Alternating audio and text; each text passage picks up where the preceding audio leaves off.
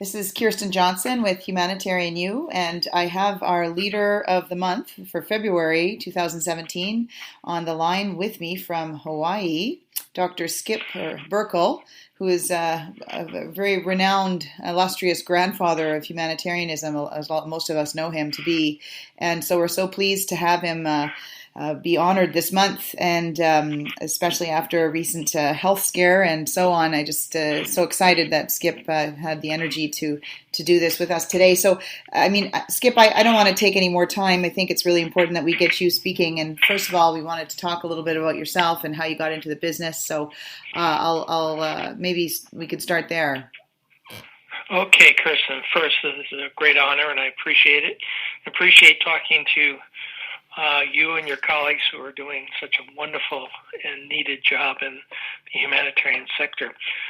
Like probably an awful lot of us, I mean, quite honestly, my dreams as a child, I was shy and stuttered, and I had a learning disability, so I was no prize pupil in any way, shape, or form, but I remember reading in Life magazines pictures of physicians and taking care of children in the deepest part of Africa, and I just thought that's what I want to do. But in college, I had always wanted to be a doctor, so struggled through like a lot of people with dyslexia do, but went to a very a fortunate French Catholic school in Vermont. And with a strong liberal arts education along with the sciences, which I think, quite honestly, I'm mentioning liberal arts because it really, I think, impacted my ability and knowledge to work in a multidisciplinary environment and to appreciate the requirements of the humanitarian sector so much greater. But what I wanted to do was to be a pediatric surgeon, and I was accepted at Yale New Haven Medical Center in Connecticut in a pediatric surgery program that required that you do pediatrics first. Back then, we did not have critical care units. The pediatric surgeons took care of everything with the children, so they required that. So, but I was drafted. That's when the Vietnam War was going on. I was drafted, and after 3 years at Yale, found myself within 20 days in a forward casualty receiving facility in Vietnam. Now, for those who don't remember a lot about Vietnam, that country had been in turmoil for a long time, but in 1952, there was a division between the North and the South. And the Catholics in the North fled to the South, and but were not readily accepted by the Buddhist government in the South. So they migrated just south of the border in Quang Tri province. And when I was sent to Vietnam, I was sent to Quang Tri province, where most of that 20-year-long war took place. And I don't think I even heard the word refugee, to tell you the truth, at that time of my life. But I was faced, quite honestly, with taking care of refugees, about 40,000 of them, along with the local population, and obviously war casualties. It was quite a horrendous Yale and a forward casualty in Vietnam, and a forward casualty receiving facility at that time. So learned a lot about emergency medicine. It was not a specialty or even thought of as specialty at the time. But pediatrics at that point was the specialty for people who liked infectious diseases because we only had 4 antibiotics. Amoxicillin wasn't even invented at that point. But, we had the polio and the German measles. And all, at Yale, I would have probably a meningitis case at least every week. So I got to like that for sure. But I was there to do surgery, but they decided that they were going to change the focus of the forward casualty receiving facility because it was hit so often. We were so close to North Vietnam, to a children's hospital, and I became in charge of it. We continued to see casualties, but our focus was to start seeing children. And what I appreciated then was in wartime, the largest majority of mortality and morbidity, of course, is among civilians. And really got close to see how such situations affected the refugee population. And during that time, the 20th century's largest bubonic plague epidemic occurred, and I had to manage it. So infectious diseases, quite honestly, I began to love the diagnostic possibilities and challenges and everything. And although I still love surgery, I realized that that intellectually, I like the challenges of seeing these exotic diseases. Global health was not an entity or even a word at that point, but I was beginning to change my mind that this is what I really wanted to do. When I returned after a 2-year stint as a draftee, I had to practice pediatrics to pay my bills and the educational bills that I had from medical school, et cetera. But I began to work with the Red Cross. And in the 70s and 80s, during Mao's time in China, I was actually there to help them understand how to treat malnutrition and dehydration. A lot of people don't realize that in the 1983, in China, 83% of the population were suffering from malnutrition and poverty. And I loved the people, loved the culture. They were so receptive to being taught, and so I cut my humanitarian teeth really in China. And quite thankfully, even during the height of Mao's time, I kept continually being asked to return. So I spent an awful lot of time in China. And as you know, today, actually, the poverty and the malnutrition rate in China is less than that in the United States. So you see things changing dramatically. And as a matter of fact, one of the exciting things about our profession is that really just every 10 to 15 years, the reasons for humanitarian crises and how the humanitarian sector responds to them changes dramatically. From there, with the Red Cross, with some NGOs and everything, I worked in Africa and other places. But in the 80s, I took the Health Emergencies and Large Population course in Geneva, put on by the International Committee of the Red Cross, and spent even more time there learning more about international humanitarian law, Geneva Conventions, etc. But that really helped in what was the primarily focus of humanitarianism at that time, and that was taking care of refugees related to conflict, and before and after the Cold War.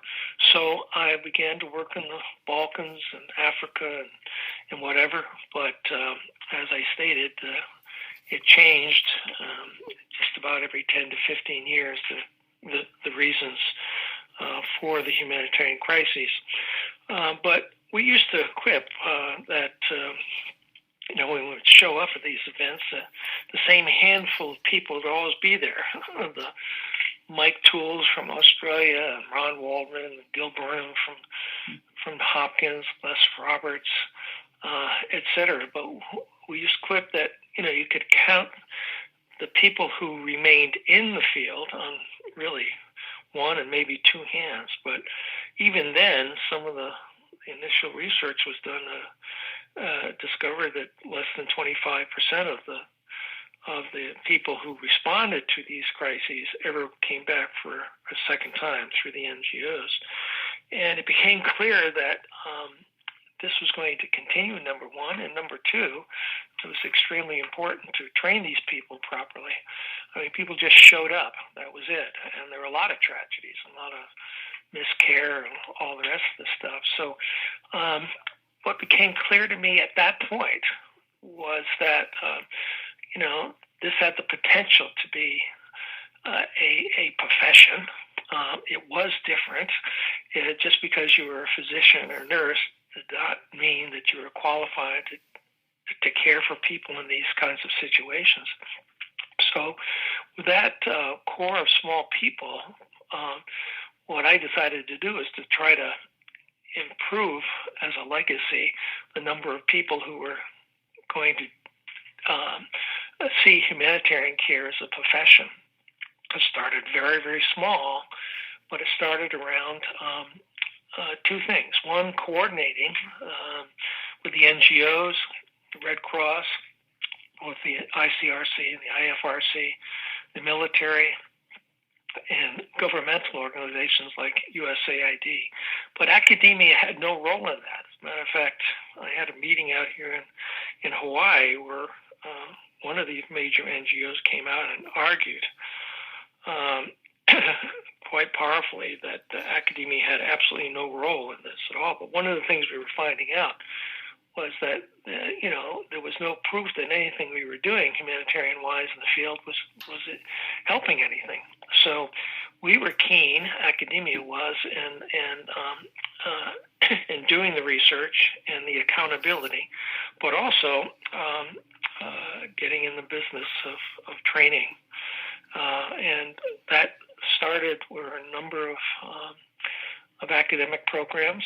We had up to about 14 academic programs that were doing the bulk of the training, quite honestly, for the entire world of humanitarians. And that started the patch.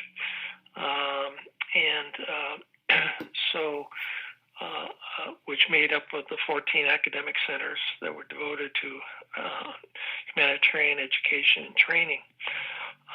And so slowly but surely we could see this changing, and not only the research, the teaching, the mentoring,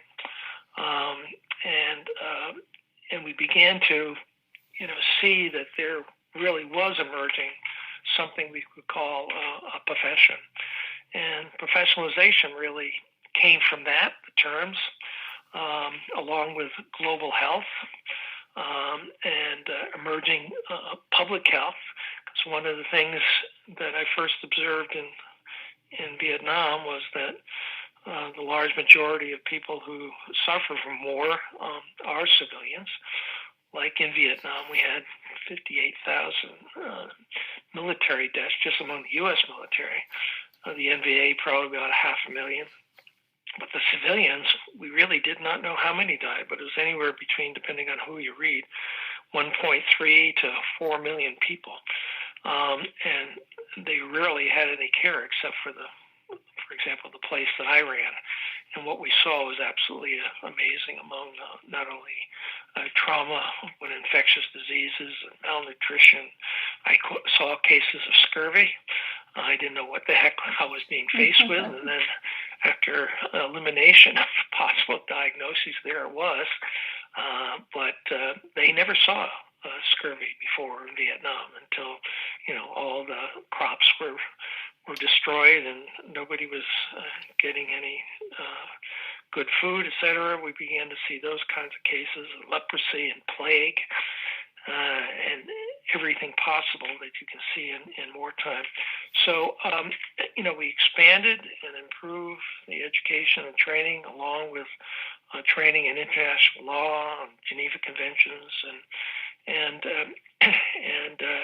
a lot of us really came from academia because we fell back on our teaching obligations in academia in order to.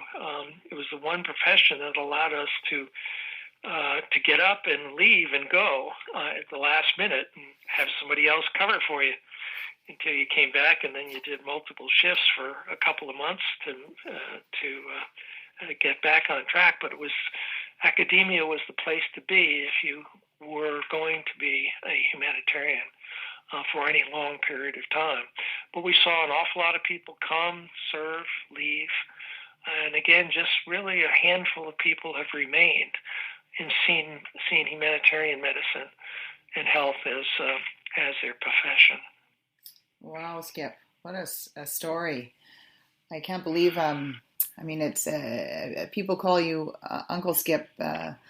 But or Grandpa Skip, because you've had so much, from the very start of this whole thing to where we are today, which is really, it's, as you said, things change, but it's amazing how far it's come, and that it employs so many people around the world, not just academics anymore, but full-time practitioners in different capacities and contexts, and we're all moving towards this professionalization kind of language and criteria. And now that the WHO has really put these guidelines in place for emergency medical teams that, ensure that everybody's had that training that you talk about, perhaps it's going to go even further than that in the future. Yeah.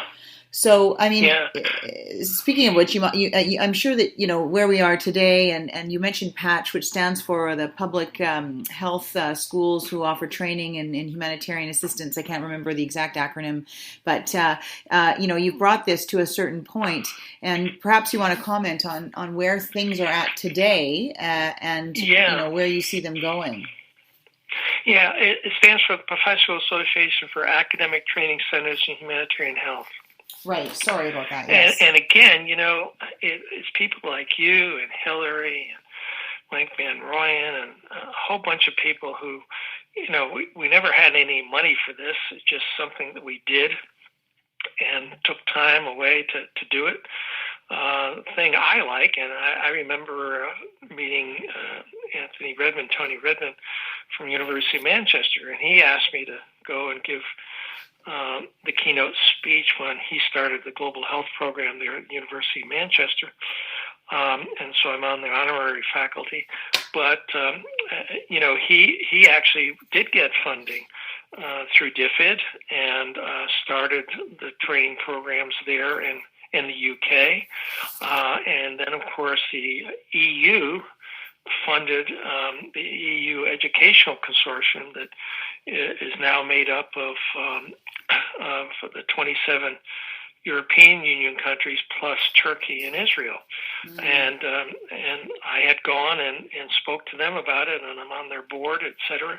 But the PATCH, UK Med, and the EU consortium are all similar, and they were formed from the model, mm-hmm. The original PATCH model. We're still treading water because can't do these things without some funding, but it's really just the willpower and the volunteerism that keeps the individual academic programs going. But as you said, it was our dream that there would be a central kind of organization that would solve the many problems that we found in humanitarian care. For example, we talked professionalization, but there was no way that we could somehow intercede to prevent people just showing up. Like over 300 different organizations in Haiti, or 100 in Haiti, or 180 in Nepal, and many not trained and things like that. But and then of course Ebola. But WHO came on, and as you mentioned, the professionalization is really coming through now, loud and clear, through the development of emergency medical teams. But the obligation now is for individual countries to fund both national and international teams, and then WHO just comes in to verify that they are who they are, and the people are trained as they are, and can be self-sufficient and respond. I mean, that was a dream decades ago, but and now it's coming to fruition, which is really great. But it's really calling more and more for more education and more oversight nationally and internationally, and that's still in the infancy. and working with the regional organizations, not just WHO Geneva, but the regional organizations who will decide who goes and what training they need and how long they stay and all the rest of the stuff. I think it's coming together, but there's still a lot of work to be done, and it is exciting, and should be exciting for a lot of people, because with all of that I mentioned and much more, it's just making professionalization more and more important, and the research that goes into it, and the ethics, and the standards of care. I mean, it's just it doesn't stop. But all of those things that I just mentioned are all part of any profession. So the WHO movement is really, I think, really confirming that the professionalization of humanitarian care is here to stay. Yes, and I agree. At least it's really a first solid step in enforcing something, and calling people to task, so we don't, have the same situation that we did in Haiti, for example, that you referred to.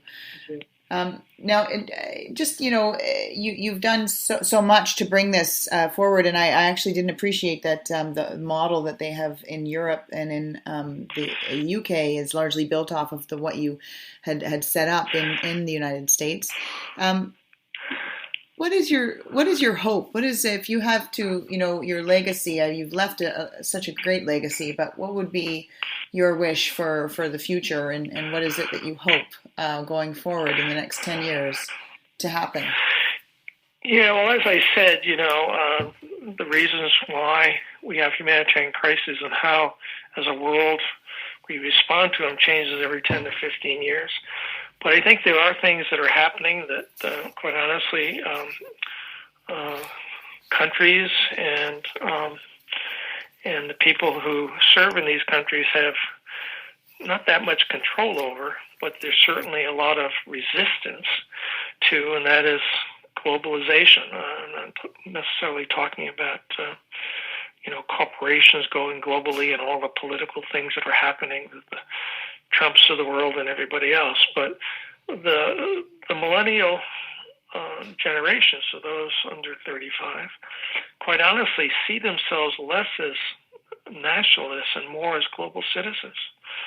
And they are interested in humanitarian issues, and they're educated in ways that my generation and in between never experienced. And they travel, and they're dependent on this. They speak different languages.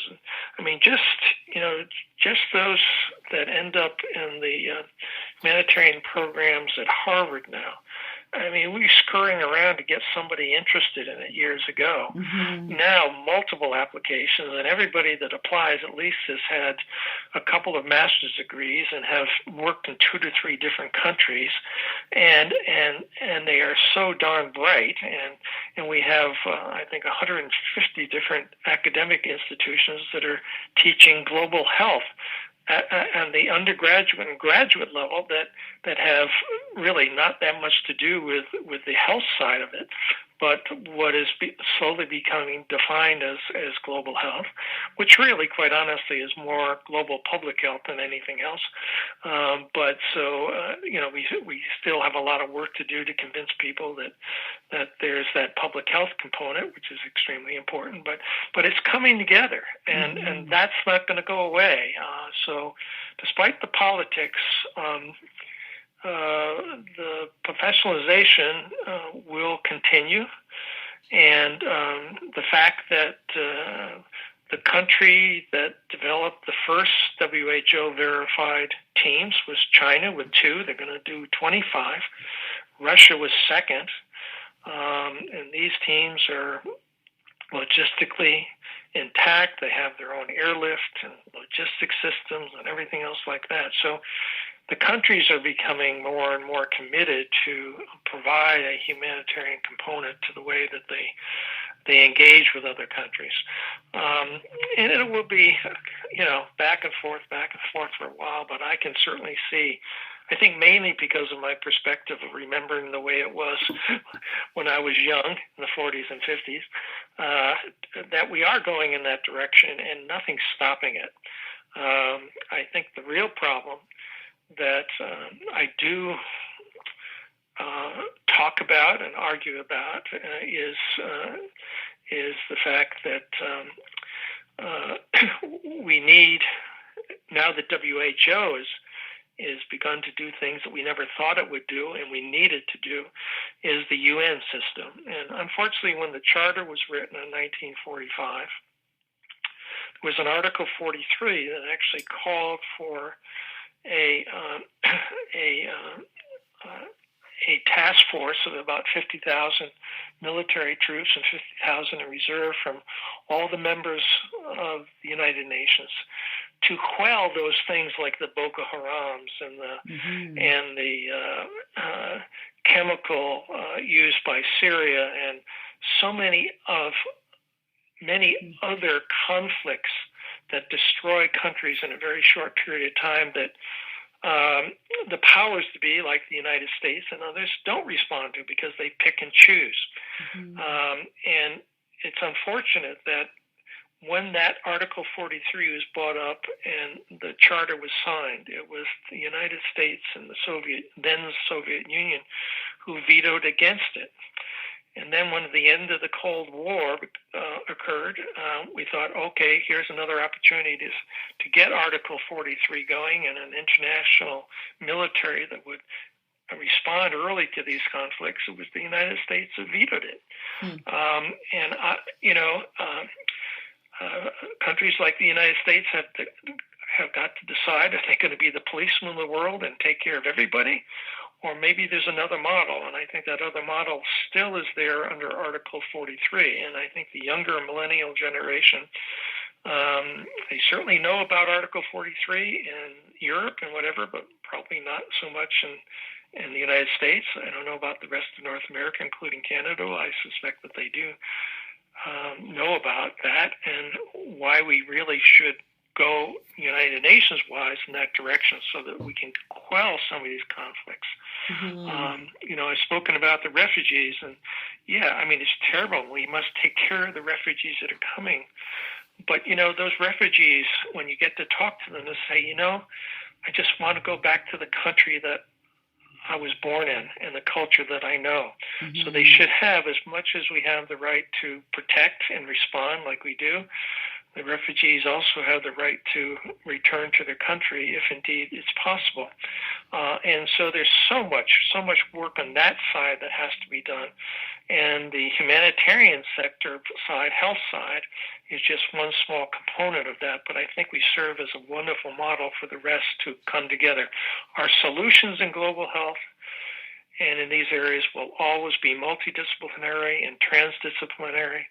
And we have more and more of the younger generation that are seeing themselves and educating themselves in a much more multidisciplinary way, even in the health field, so that they can handle many of these very complex issues.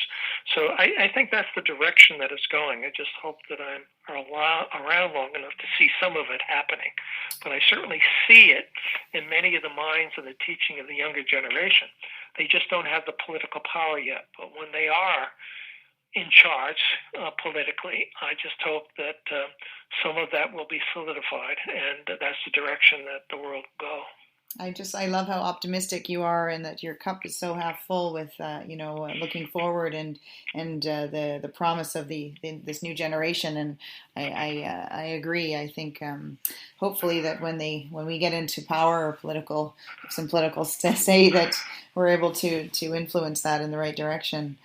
So you're so prolific, Skip. I could listen to you forever. You have so much to say. I wonder if there's anything, sort of in closing, that you wanted to leave with us. No, I think I hinted about it, but we as healthcare providers first have indeed, we've got to go beyond that. And those kinds of things that a more liberal education often provides, the philosophy and even though I went to a very, very strict French Catholic college, even back in 1957, they had comparative religion. So I learned about Islam and Jews and the Christians and everybody else like that very fairly. And what I learned, it was again the aha effect, even back then, that, it's really not religion. And remember, religions were developed to try to explain to the population what happened after they died, okay? Mm-hmm. But the main thing, and the religions that have lasted all these centuries, are ones that actually teach social justice. And that's really what it is. It's not the religion, it's whether you practice and share with everybody social justice. And the advantages for me in the humanitarian sector is that I have wonderful friends in every religion, and that's what we have in common, and that needs to be taught at a very early age, and that's part of that liberal education that's required. Just not the scientific mechanisms that teach us to be good physicians or nurses or whatever, and so that's going to be a requirement to get in that direction also. So that would be my closing comments, I guess. That's you know what? That's very astute, and I would tend to agree. And thank you so much. It's so interesting to speak with you. And is there any more news on your wiki page? Do you know if that's being moved ahead so we can refer people there if they want more? No, I don't. That came as quite a surprise to me.